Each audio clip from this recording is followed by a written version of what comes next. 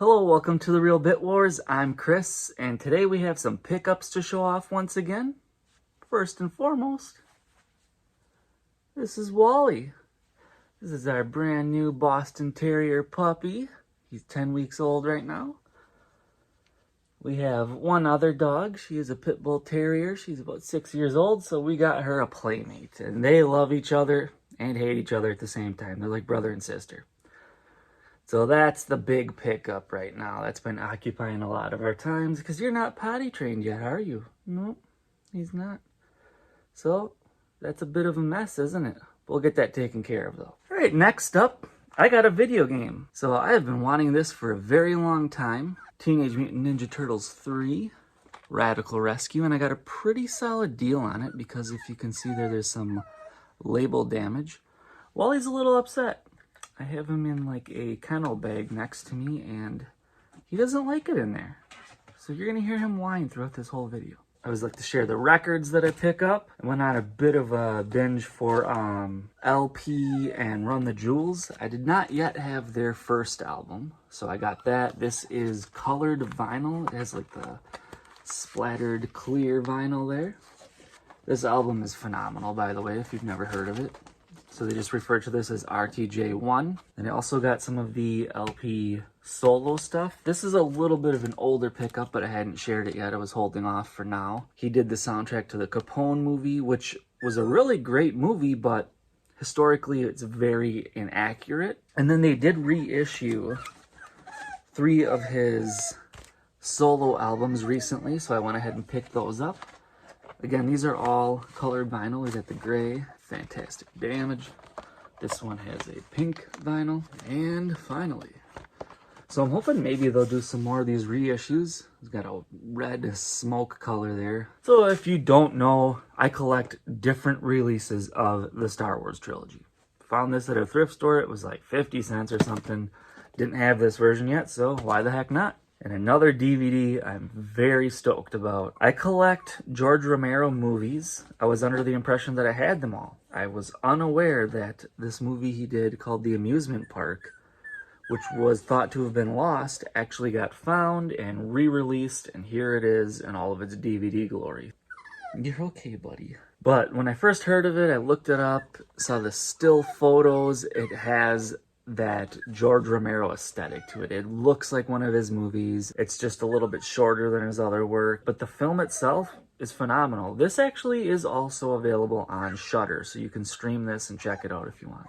And one more movie. I don't know about you, but the thrift stores in my area are practically giving away VHS tapes. And I saw this and I was like, what the heck? I don't have it. John Carpenter movie.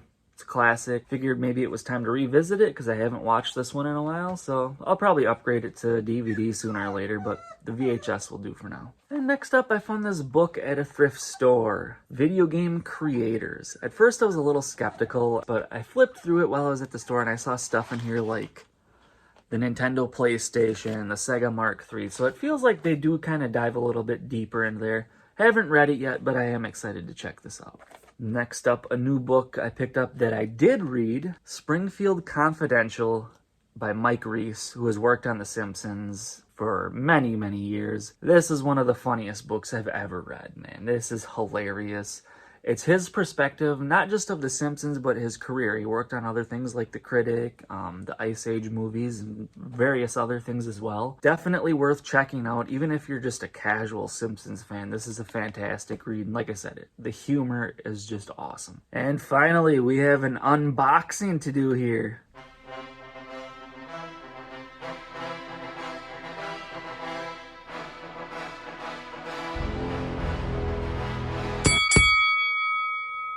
Duff, we've been through this, man. I said unboxing. And not to mention it, why are you so eager to punch me anyhow? I'm just tired of all the abuse. You didn't hear me correctly. Oh man, it's terrible, bro. Remember that time you made your dogs attack me? I remember it like it was yesterday. They came charging at me right through a herd of pink elephants, and they tried to eat my face. Not to mention drink my beer. Talk about traumatic. Don't eat me, dogs.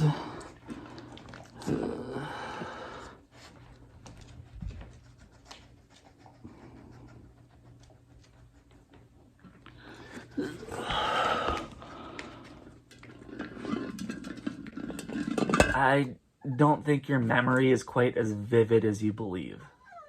Huh. I wonder why. Oh, nah. I'm empty. Let's take this opportunity to feature a beer for this episode. Today we have Ghost Stories, double dry hopped triple IPA from Blackstack Brewing. Oh, and you might notice there's a Pac-Man motif on the can. Although it doesn't feature Pac-Man, you can obviously see his ghost friends here on the can. So let's check this out, bros.